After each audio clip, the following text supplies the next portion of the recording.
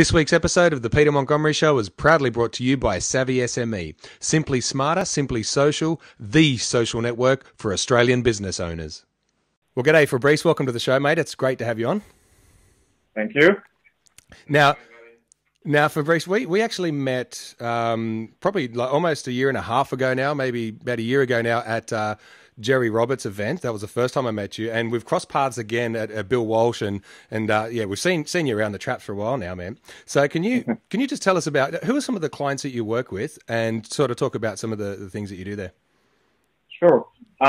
Basically, yeah, you've got a very good memory. And we did indeed, like, I think I was speaking at a Jerry Roberts event that was in June 20th, I think, of last year. The things that reason why I get invited basically is usually to share my expertise around profits optimization, which is how we help small and medium businesses to multiply the profits. And the second part is super growth, which is we help the businesses that are on the smaller side of town to get to the next level, but quickly. Okay. So, well, look, so you're helping businesses maximize profits and help businesses grow and that sort of thing. Can we go back and get your story? Tell us, how did you end up in the position that you're in now where you're helping these businesses? Like, go way back. Like, tell us right from the start. Yeah, thank you. I mean, first of all, I'm sure the people who are listening must wonder how come I have such a strong Aussie accent. So, obviously, I'm not from, I've arrived in Australia about 12 years ago. I'm originally from France, but I grew up in Africa, so I'm a bit messed up and confused. And that's, obviously important as far as my story, because our business actually sponsors a lot of businesses in Africa through a platform called Kiva, which is a microfinance, and that's aligned with, our number one value, which is to empower people to be financially free and to, create their own circumstances. The vision really is to help people to build a vision, something that, is good for the environment, for the community, and improve their financial, results in the meantime. And we do that for, some, countries where people are not as lucky as Australia. And one of the reasons why I decided to stay in Australia is that, small business is really something that, supports the whole community, is, the major contributor to the GDP. And also, I like this, sort of underdog mentality that people have here where, you are given a chance and you can go after, creating your own, circumstances and be able to make a good life for yourself if you're committed and if you do the right, actions. And these are the actions that we help people to uncover and to make sure that they get on this path more quickly. Now, the second part, that's probably more on a, just as a, personal sort of thing. The second part, basically why I do what I do, is that I'm very, I've always been very keen in business. I've owned many businesses from, like nightclubs in Hong Kong to personal development to many, different things. And it's one of my passion. I love this. I love traveling. I love personal development and just, basically connecting with people and helping them, with the things that I know. So, that's obviously something that was very logical. And that's why I created, and founded Australia Business Coaching, a few years ago. I've managed to come up with, all those concepts that, my team and myself, are helping businesses with is, first was in corporate. I've, I had a consistent history of multiplying, the turnover or the profits of some specific business units. And I got fairly successful at a pretty young age, but, corporate was not really aligned with my personal values and it not with, those goals that I have in my life. And there are things like, politics that don't really agree with me. So I decided at one point, well, I've helped all those people to, make money. Maybe it's time for me to apply those principles to myself. And there's, businesses that went from, say, 2 million to 40 million in less than 3 years. The first business that I've ever opened, basically, I managed to get enough passive income within a couple of years to, not have to pretty much work anymore. But at the time, I was a bit young, and I've made some mistakes on the partners that I've chosen. I didn't set up, my structures and my, legal protections and so on properly. And I had to restart from minus, I don't know the exact figure, but anywhere between $25,000 to $60,000 of debt. My passive income that I had disappeared. So basically, it was a great experience because I had never had to learn how to build a business when you don't have, all the capital that I had or, the big resources around me like I did before. So now I could really relate to the smaller type of businesses. And the second part was it enabled me to become really efficient at, optimizing the business so it's lean, so it operates, in a way that provides customers, but quickly and profitably. And the second part is that one of the businesses that I was owning was I had partnerships with accounting firms that I was helping to grow real quick, which is why some, organization like the CPA, the Certified Practicing Accountant, have invited me, to, help those guys to actually build their own practices quickly as well. And while I was doing that, I literally, seen hundreds and hundreds of businesses, then through coaching and then through public speaking all over the world and so on. I got to see thousands and thousands of businesses, and it became really clear to me that there are some things that the successful business are always doing, and there are some others that, the not so successful business don't do or consistently do the similar, mistakes over and over again. And that's really, where, we come to help them just to get focused, to get some clarity on, what is the 80% of the time that they're spending doing rubbish that is never going to help them. And, plus all the other more, hardcore business things that, will help with profitability. But really, all in all, that's the story is about. I really saw all the patterns and, what are the, the key success factors and, how do they deliver over and over? And I could validate it in my own life because I had to start from nothing again. And I've managed to, get back on my feet fairly reasonably quickly without having to, to make any major lifestyle sacrifice or things like that. Like, I'm very particular about getting, my few, but between 4 to 8 weeks of holiday per year. Mm-hmm. I think that, when you serve a lot of people and so on, you need to recharge your batteries and stay connected to your vision and so on. And so those are the things that, and all because of what I had learned over the years. And I want to be able for everybody to experience that basically. Okay. Now, so something you just said there just towards the end was about what successful businesses are doing. And what the businesses that aren't so successful, what they're doing or not doing. Could you just give us a real world sort of example of those types of things? Because I'm sure people out there listening now, they're thinking of the same thing. I want to know the success tips. So what are the successful ones doing versus the other guys? Great. That's a great question. So we've basically put all that into we've modelized this and put it into a system so that it makes it easy for our coaches and, for myself to be able to just cookie cut and replicate this. Because no matter what business you have, yes, there will be some, things that are specific to you. And that's where we have like specific KPIs, let's say, where you would be a factory, you want to have control over your stocks, for instance, because they affect your cash flows or, your, like the level of products that come, without any defects and so on and so on. So everyone has specific things. But in terms of the generics, which will apply to, most people who are listening to your call and your show, that's probably what is useful to them. So that's what I'll highlight. So we've modelized it in something that I call the business success pillars. And I've basically narrowed it down to pretty much 3 big categories, right? The first category is really the ones that if you don't have them, your business is going to have some gaps in its foundation. And a business is just as a building. If those are not here, it's going to be difficult to have something sustainable where you're going to have many floors. Yeah, if that makes sense. Mm-hmm. So those foundations, the 2 ones that I find are the most critical and the most, sort of sometimes pretty much appalling when you go to look at businesses are finance and marketing. Okay. So when I talk about finance, it means to have control over your money and understand what's going on and have a bit more certainty and predictability. What I do find is a lot of the businesses that are probably under 2 million in turnover, sometimes the extent of their financial management goes to logging into online banking and going like, geez, I hope there's enough money to pay my bills this month, right?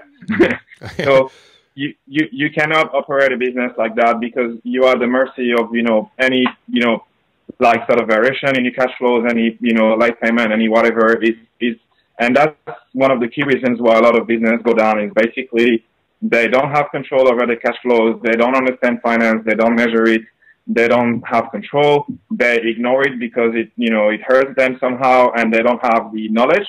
And that's something that is really a killer. The second thing is really about, sales and marketing. So, there's a company called Dun & Bradstreet, which is a credit rating agency. They've made a survey of thousands of business about, what are the key factors why business is successful? And the answer obviously was sales, yeah? And what was the reason why business are not successful? And guess what the answer was? They don't make sales. So basically, this, the cash is related to that part as well. So what I do find is that most businesses who are still, haven't reached success yet, they start to do some marketing, but they don't necessarily get the results, and they assume that marketing doesn't work. But that is not the truth. Is the marketing that they do doesn't work, if that makes sense. Or they just try one time and then they go, oh, well, I spent $1.50 and I didn't get 10,000 customers, so hence I should never do that again. But this is not how it works. You got to be persistent. You got to be consistent. You got to track. You got to measure. Sometimes we get some customers that have been doing an ad for 10 months or whatever. Even in, the big corporations, they hide this under the so-called branding, you know what I mean? Which means I can just go and spend money without any return. So, and that's not acceptable in my world. So what we do is everything has to be really, measured scientifically and religiously, and all the time you need to see, what is your cost of acquisition per customer? What is your return? What are your strategies that work? What is, your average close rate on specific strategies, so you can know the quality of those leads and so on. And when you do have that, now you have a proper system to generate leads, and then the rest of it, you got to have the system to convert those people, to make them inspired to take action, to have all your proper positioning and all of those things. So it's a lot of points to cover that I probably wouldn't be able to do just right now. That's what we do during courses. But I mean, all in all, just to summarize, is the key pillars, and I highlighted two of them because I found that they're usually the most deficient and they're the ones who are going to hurt you the most, and they are the ones who probably going to, give you the most leverage if you get them right. I'm talking if you are not right with those yet, is get your finance sorted. When you have, 12-month cash flow projections, when have a good idea of, have visibility in your finance, when you understand what is your balance sheet, what is your profit and loss, and what are your cash flow statements, you're already 90% ahead of most businesses. What that means that you're not going to be part of the 90% who go bankrupt within 2 years of close. Does that make sense? Mm-hmm. So that is number one. Number two is your marketing. When you have a proper system and you're getting, leads that come, constantly, and you convert them into customers, you will have money coming in the bank. When this money comes, this is when the finance comes in place, where you're going to learn how to retain it and learn how to, make it grow. Now, those are part of the key. Now, in the foundations, there are other things that are really important as well. I'll just name, a couple that I find are very important too. Obviously, your product. A lot of people are trying to sell something which will never work. There's no point today to try and go and, sell some black and white TVs, right? Because you're probably not going to be so successful. Yet some people, they for whatever reason, they like a black and white TV and they just assume that everybody is like them, but that's not the case. And what it means is they might spend, thousands of hours and dollars to go out there, and they might do all the right things, but they don't have the right product. So get that right first, make sure that you are in the right market with the right product at the right time. If you get these equations right, maybe you are the most hopeless business person, you might still be able to pull it through because you'll have the money to put a good team around you who's going to take care of all your other inefficiencies. So really the answer is when people start a business, they usually have an idea, or, they have a skill they learn, working for someone else. That's pretty much mostly why it works. And sometimes they have a lot of wrong reasons to start a business, which is they, don't like the face of their boss anymore, whatever it may be, which is fine, but they really need to connect to something, else. And that's one of the key also pillars that I don't call those, they're not part of the business success pillars, but they are part of the things we do first when we work with any customer. Even if it's like a large corporation, I don't care.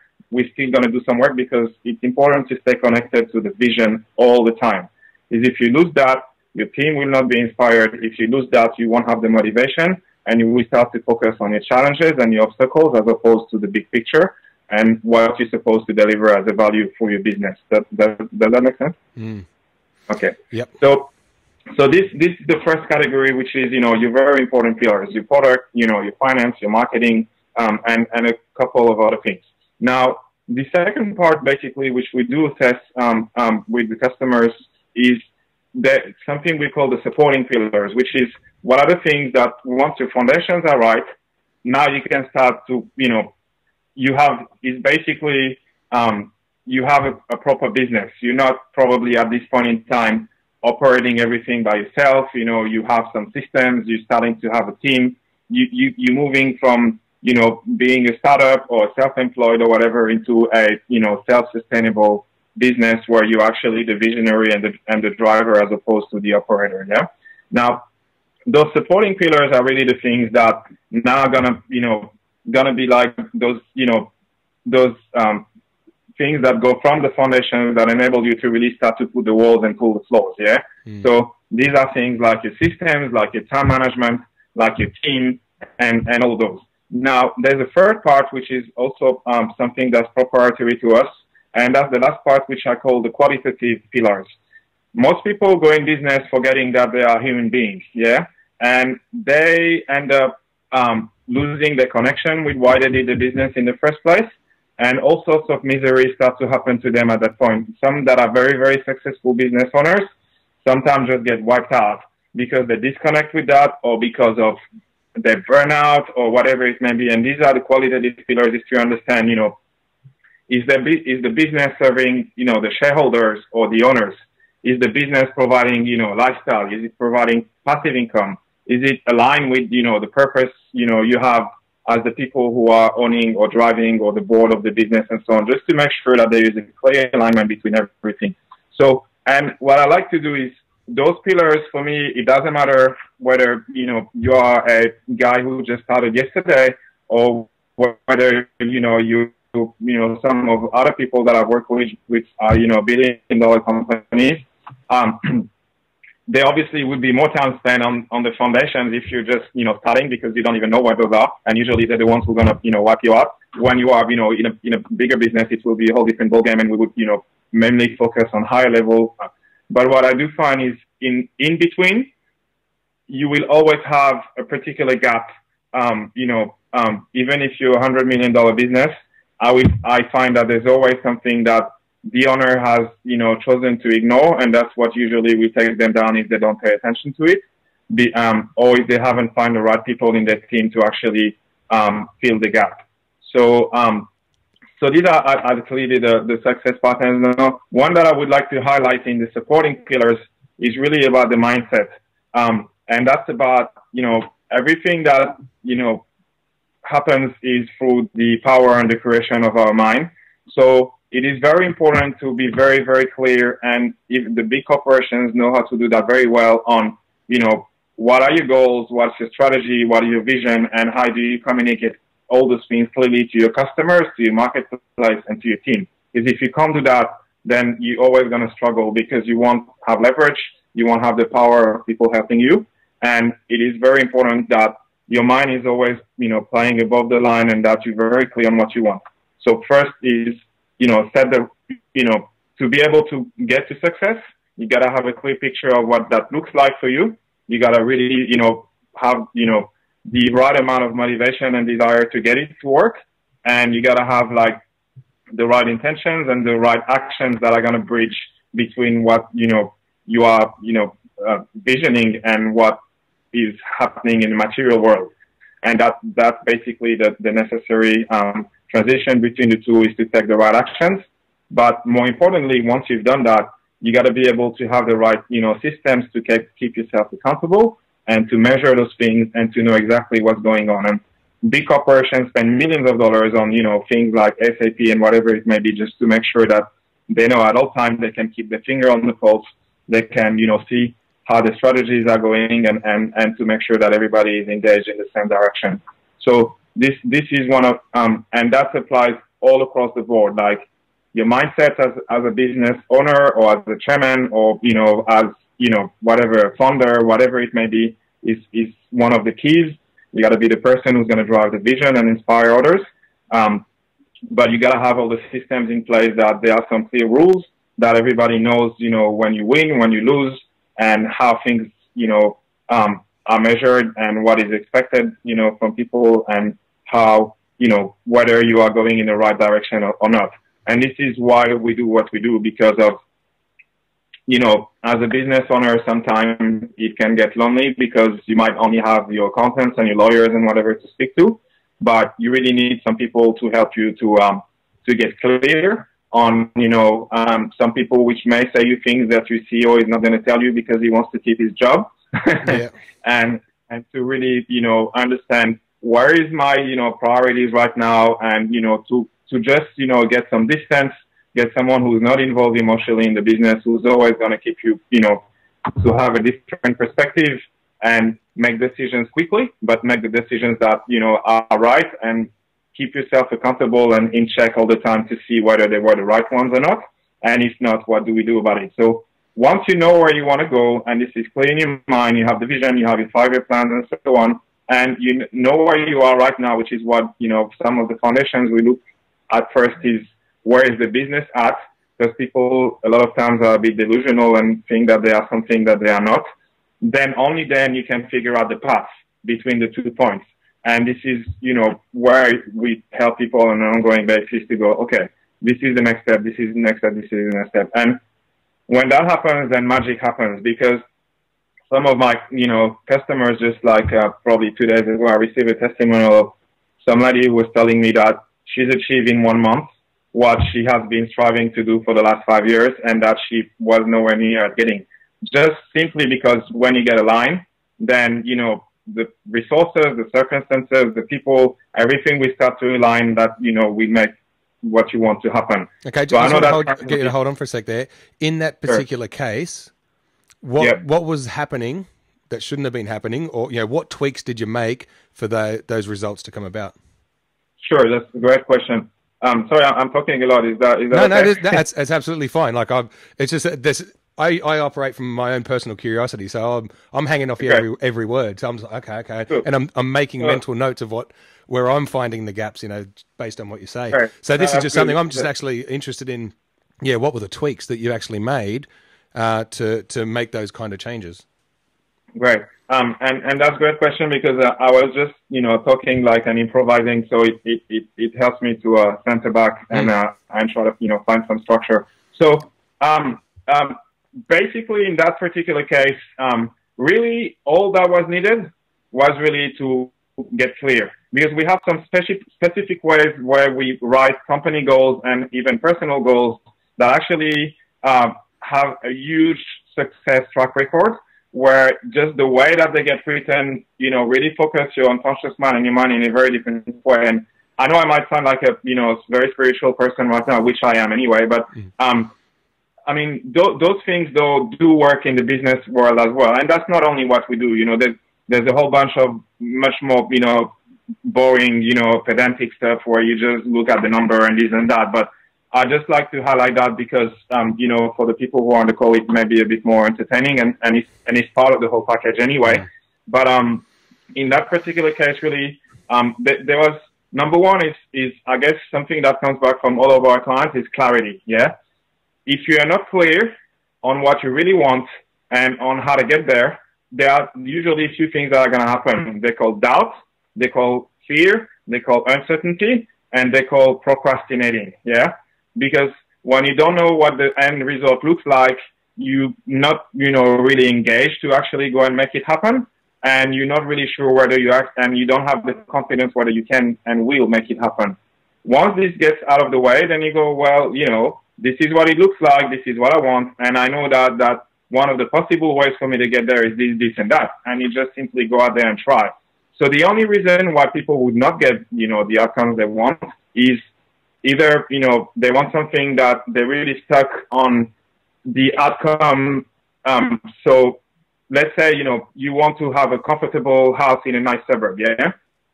But you've decided somehow that you want a blue house. That's what will make you happy. And there's been those 25 houses sitting in front of your nose for the whole time that are comfortable and that will give you, the bigger picture. But because you are really stubborn, you just wanted the blue house all this time. And there's no blue house anywhere in the world. So right now you're just, banging your head, on the wall every day. When you've got everything around you, you just chosen not to look.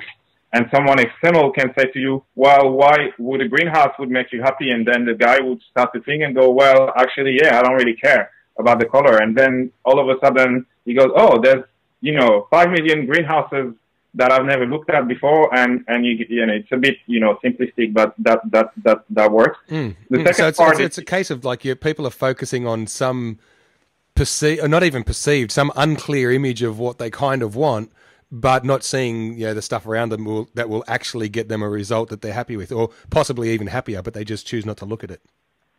Yeah, like so many things are not in our radar. Yeah, it's a big world out there. We only get to have a narrow focus on some things, and if we dig a bit further, usually when you have a particular goal and you're not getting it, sometimes it's just the case of finding what is the bigger chunk, the high picture of that particular goal.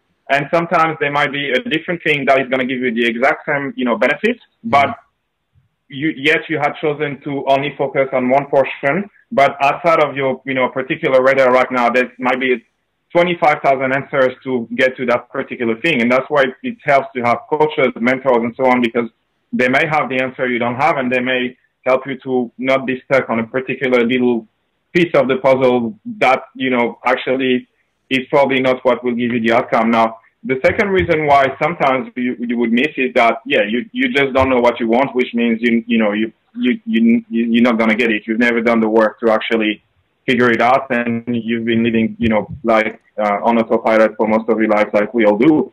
Now, the third part is, what you want, you're trying to do it, and you're not getting it. What that means is either you're in option one, you're getting stubborn about something, and, there's a bigger piece you're not seeing, or the actions you are taking actually, say you are in Sydney right now, and you want to go to Melbourne, and you're flying towards Brisbane, yeah? So you just need to make a U-turn, basically, and your strategies you're using are not the right ones, and you just got to correct your course of action. It's very, very simple, and I like simple because simple always works, and people just try to make things complicated, but it's not. So in that particular case, well, it was just, getting clarity, setting the right goals, and, keeping accountable, measuring them all the time, and boom, off you go. It just happens real quick, and using strategies that were never used before because that person was not aware of what they are, pretty much. Okay. Now, do you have some just maybe one or two typical questions that you ask sort of the clients that you work with that help provide that clarity that will kind of work for anyone to uncover maybe one of those blue house areas, That's a good question. So, okay, those sort of things would happen usually in two occurrences, yeah? If you are a business that, feels that they still have gaps in the foundations, this would usually what we do in our 3-day courses, whereby, and if you are like a bigger type of business, we do like what we call an alignment, which is part of our chairman package, whereby every quarter, it's like having a board and like a CEO and a chairman, but, when you are not a multinational, you cannot afford those type of people. So what I do is, I hire my services to them on a part-time basis. So they do get, the quality, person who can use as a sounding board and like to keep them, on track and everything, but they don't have to pay so much because it's on a part-time. So the common structure, let's start with the smaller end of the market. We do have like a whole system of templates, and like that's when it becomes, like I said, a bit more, pedantic and structured and so on, whereby all those pillars are actually you put onto some specific systems and some graphs and so on, where we can rate where they are right now. And there is something that I call the lowest common denominator. It is not a proper term for what it is, but I find it very useful to give you the picture. Let's say in your pillars, you are a 9 out of 10 on all of them right now, okay? But you are a 1 in finance, yeah? Your business is probably still worth 1. Why? Because all the money you have is probably going out the door and you're just burning it and you're probably selling, at a price that is not the right one, etc., right? Now, let's say you are a 9 everywhere and you are a 1 in marketing. Your business is still probably worth a 1 because you don't have customers, you don't have revenue, yeah? Unless you just got, you just invented the iPhone yesterday, yeah? But if you don't have marketing, probably that will never happen. Because that, what those companies are good at is exactly that, is the key thing, the marketing, yeah? So basically, you only need to now, although I believe in the fact of, you want to play on your strengths, and that's fine, you still want to take care of your darkest, things. So if you are a 1 in finance, go and fix your finance. And don't be like most people to think that, Bill Gates says that, maybe it's Warren Buffett, I'm not sure, probably not Bill Gates actually, that people always underestimate what they can do in the long term and always overestimate what they can do in the short term. So when people say to me, I'm a 1 in finance, but, next month I'll be a 10, I'm saying, no, you're not going to be a 10, okay? Just why would you all of a sudden become the king of finance when you've been rubbish all your life? It doesn't make any sense. So just be a freak, just, take a little step. And do it properly, because if you just do that, now your business went from a 1 to a 3, and people can feel overwhelmed in business because you've got all those priorities, those people, those things. Like you understand what I'm saying, Chris? Yeah. You're focusing on too much on the big stuff that's out there. You're looking at everything rather than focusing down on certain things. That if you make a 1% improvement on this, then correct. That type of thing. I get you. And so now you've just sorted your finance, boom, so that's basically the structure of looking at, the pillars and that. Now, on the second part, I'll just give another example, which would be about the profits optimization, yeah? Mm-hmm. So, similar principle. You would go, okay, to make profits, I'm going to have to do this, yeah? We basically show to people that, there are more than 5, but there are 5 that are common to 90% of businesses, okay? And this has been around for hundreds of years. I didn't invent that. Just people don't actually know. Or if they do know, they say they know, but they don't do, which means they don't know, yeah? Yeah. So basically, those things, let's take, for instance, people just want to have more revenue, yeah? And they're going to start to list, to think about 100 or 2 or 3 or 500 things they need to do, and they're just going to go in overwhelm and they're going to do nothing, yeah? How about we just go, okay, well, let's just reverse engineer this, yeah? One of those 5 things would be, for instance, to increase your conversions. So let's just have a look at that first, and I can guarantee you, even in some very, very big businesses, most of them have no freaking idea of what the conversion rate is. Or they do tell me it is something, but when we go on the field and we look at what it really is, it's always wrong. So the people who are good at that, usually they are the technology type people, because of all the modern tools, all the, your internet marketers and so on. They really, embrace this, and they measure, because for them, 0.0001% means, huge difference in terms of conversions, yeah, because the budget are large and so on. And that applies to any big company. So how about we just look at the conversions? Because if you have a company that is making $100 million, yeah, and say you're selling a product of say, I don't know, $10,000, and you're selling just $10,000 of them, no, more than that, 100,000 of them per year, then obviously, and that means you're having 1 million leads that you convert at 10%. Am I making sense so far? So actually, let's make the number smaller. It will be easy. Your turnover is 100, yeah? You getting, say, 10 customers at 10 per year, yeah? And you're getting 100 leads. So right now, you are efficient at getting 10% of your leads to become a customer, yeah? If you just, change that from, say, 2%, and now you are 12%, your company is now making 120. So you've increased virtually, your company by 20%, which is, fairly good for most, corporations out there. And by doing what? Not much, really. Just looking at, what are your scripts look like? What is your sales force training? What is the sales process? What is your sales funnel? What are the different point of contacts with the customers where most of them decide not to buy? What can you do to actually re-engage them? Are you following up? All of those little things, which I can guarantee you in 95% of cases, even big businesses don't get done. And this is just one. So you're just looking there, look, just to sort of clarify, you're looking there at what happens in everything to do with conversion. So you're looking at one area, one tiny area, but every aspect. Say, for example, if it's someone watches a video, this is an online example, they watch the video, they click through. Okay, that's one.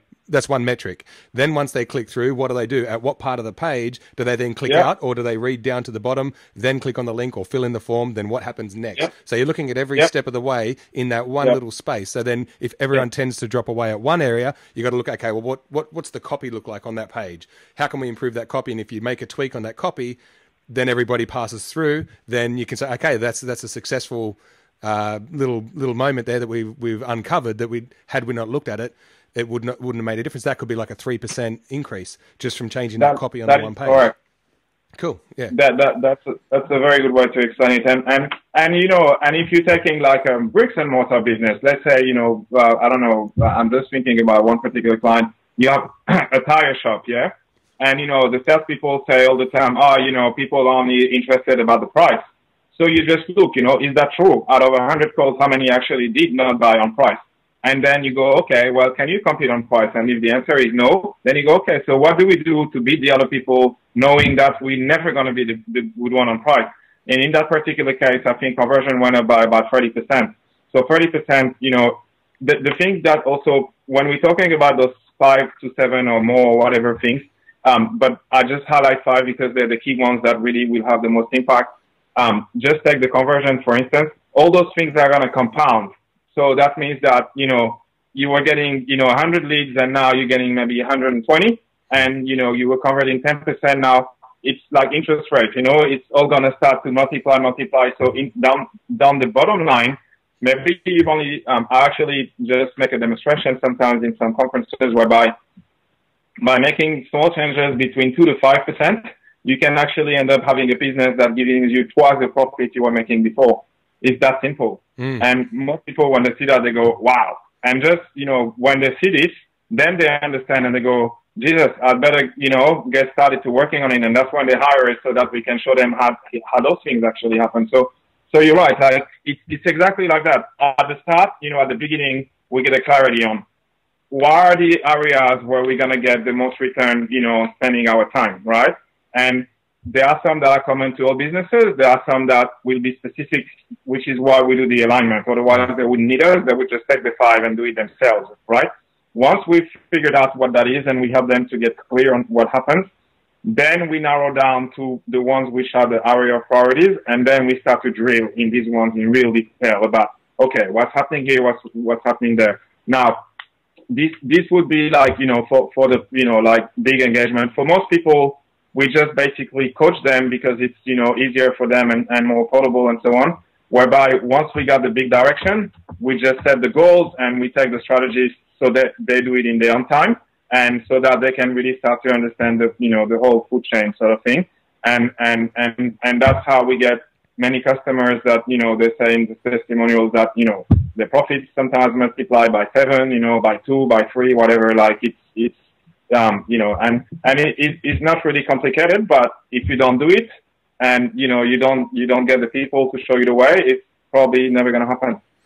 Yeah, well, that's it. If you're not going to actually get people who know what they're doing in the optimizing profits arena, then yeah, you're just flying blind, really. I just want to go back to that 30% increase with that tire business. Just out of curiosity, how did they end up beating people not on price? Like, what did they end up beating them on to increase their profits? Okay, that's a great question. There was a combination of things. Okay, number one is basically what, as a general rule, so that this could be useful for people who don't own a tire shop. I'll just make some generic things that may be applicable to everyone as far as this price problem. Okay. Yeah. Cool. Number one thing, I do find that salespeople, they will usually get the price that they're feeling comfortable with. Whatever you have as a number locked in your brain is what you're gonna get. Particularly, let's say in my own business, I had problem with people that were coaches and they felt like their value was not that high, and that's about mindset. It's not because they use our system, they can't go wrong. So basically, when your mindset is not up there, people are going to question your price. Does that make sense? So if you sell people in the tire shop and your head is around that, that the people next door are cheaper than you, I can guarantee you the number one question you're going to get from the customer, you're going to attract is, oh, I've seen it cheaper, or can you do me a better price? Guaranteed. When I ask people to pay me, I don't flinch because I know that they'll get much more out of me than what they're paying me for. And if they think it's too expensive, then it means, they're just not the right people for us, period. They just go and see someone else who don't know what they do. They'll pay less and eventually they'll come to me.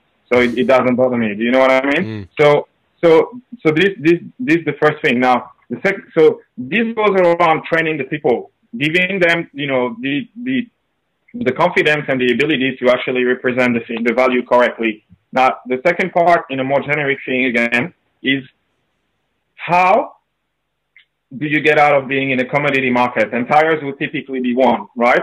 So whenever there is a price sensitivity, it means that there is competition. It means that you haven't been able to find a particular value or segment or whatever it may be where you are dominating that particular part and people don't mind to pay the price. So, if I go to the dentist tomorrow to have a little review of my teeth and they're trying to charge me, $1,000, I'm probably going to say, well, you know what? My teeth are fine. I don't care. They're just going to stay the way they are right now, right? Because I don't want to burn $1,000 for that. Now, if you are traveling, somewhere and it's 4 a.m. in the morning and you have the most acute and horrible pain you've ever had in your whole life in your tooth, but they want to charge you $2,000, you'll give them the money without even thinking about it. Does that make sense? So that's what most businesses have to do, to find out what do I do different, or better than others, why people buy, why they buy from me, what's my unique selling point, what's, all those sort of things. And that's part of the things we do in our 3-day course as well as part of the marketing system, is to make sure people convey the message properly, understand who is the target market, what is the pain, what are the problems, so that, they don't have to compete on price. Now, sometimes you do have to. If you're in a volume market and, blah, blah, blah, then, that's what it's going to be. But in most cases, you can usually find a way to differentiate yourself. So now, what we've done in that particular case was a hybrid, yeah? We've renegotiated some deals with, some of the suppliers and did some particular things that basically was interesting for them, for those particular people to do it. And basically where we were highlighting, just like McDonald's we do with the $2 burger, yeah, we had this particular model which we knew we could do it, and where the supplier, where this is the one where the offer was going out to the market to give the perception that we are the most competitive, right?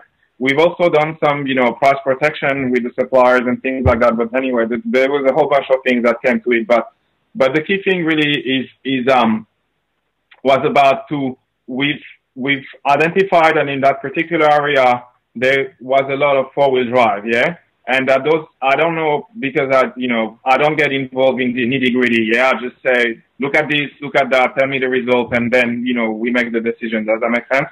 So, but I do know that, yeah, 4-wheel drive was a thing, and 4-wheel drive was offering better margins. And what we've done is we've built the value. So it's no longer now about how much is the tire. We are giving you the package that will give you X, Y, and Z result. people these days, they don't buy information anymore. They don't buy, stuff. They want results. They want, something that is going to identify very clearly what it is that they need. And if you can do that, you can relate to your customer. The price question is not going to come anymore because you are the one they want, period. You're the guy who owns that particular space, and they will come to you if they are serious about what they have. And now the other ones, then you have, your sort of, your lower thing that then gets the options added on. You know what I mean? Like, if you want to fly low cost, then you're going to get low cost. You want to get cheap tires? I'll give you the cheap tires, but every single thing else that you're going to do, I'm going to bill you for it. And that's, people would usually be okay with that. Does that make sense? Yes. So that it's always about stacking up value and always about differentiating yourself from competition. So there are other bits and pieces, but like I say, when I work with people at my level, I really do the alignments in the seminars, the super growth and the pillars and, the optimization and so on. But when we do ongoing coaching with bigger clients, unless they hire me as, for like short-term consulting things and so on, and I don't always take those jobs because they're very time-consuming. It has to be something that I'm aligned, like passionate about myself, and that has to be, financially really rewarding. But usually it's more about we just see the big picture and then we say, okay, what is the most likely, things we need to focus on right now? We just set the goals, we measure it, and, every quarter we review how those things, and eventually, those results happen, but the client does most of the research and the implementation. Excellent, man. Okay, so look, where can people find you, Fabrice? What's a website they can get in contact you with? And, maybe Facebook or wherever else, yeah. Sure. Probably the best way to go is australiabusinesscoaching.com.au. There is a page in there which is australiabusinesscoaching.com.au/free VIP net. This page is not always on display on the site, so it's a bonus for the people because I know you have an amazing show and you really want to help people out. So it's my gift for them. They can attend some of our seminars for free, not the 3-day course, obviously, but some of the ones that cost $129. This link is usually not always on the website, so they might have to just type it exactly like that. So australiabusinesscoaching.com.au/free VIP net. If they do register there, they'll be aware of our next free webinars and next, events and they will be able to enter, they'll get the codes to enter either of those for free. And there is also on the homepage something where they can leave the details to get a few videos about, how to optimize and how to grow the business. So that'll be the best way to do. And if they do need they're like a company who needs ongoing, support, then they just go in the contact page and they'll get to some of my team and we'll take it from there. Okay. And what have you got coming up in as far as events go? Like when's your next events? Yeah, great question. Thank you. See, I'm so obsessed with giving content to people I forget to promote. So basically, we just put a last-minute event actually because the last week one was pretty much popular, and so I just thought a few people missed out. So 13 June, Sydney, CBD. York Street, we're doing a evening VIP networking and 1 hour quick presentation on growing and optimizing a business. And then I am going to the USA to speak at our common friend Bill Walsh Success Fest, which is a great event, which usually has, like a lot of other leading speakers like Brian Tracy and so on. So it's always great to catch up with all these people. And it's usually a good crowd, and I like to speak to those guys. Then I'm having another event in the US, and then I'm going to do a big tour in Hong Kong and Europe, and then I'll take a well-deserved holiday. Yeah, you need a break after all that. I'm tired just listening to you explain where you're going to go. All right, Fabrice, you make it a great day, mate, and thanks so much for sharing all that knowledge with us today on the show. Thank you. I really hope it was useful to, all the people who listen to your show. And I love what you do, and it's great that there are people who give so much value to the business and the community in general. I voluntarily, speak about more like, success in general, because I know that it's always more inspiring to speak about the boring, business details. I look forward to, any of them who wants to contact us or come and say hi at the events. They're more than welcome. And I'd like you actually to, come to one of those one day, because we always have some, VIP guests and so on. And it would be great for, your brain is not full of a lot of the stuff of many of the other brands in the world. So you have a lot of expertise to share with people. Excellent, man. All right. You make it a great day, and I'll talk to you soon. Thank you. Cheers.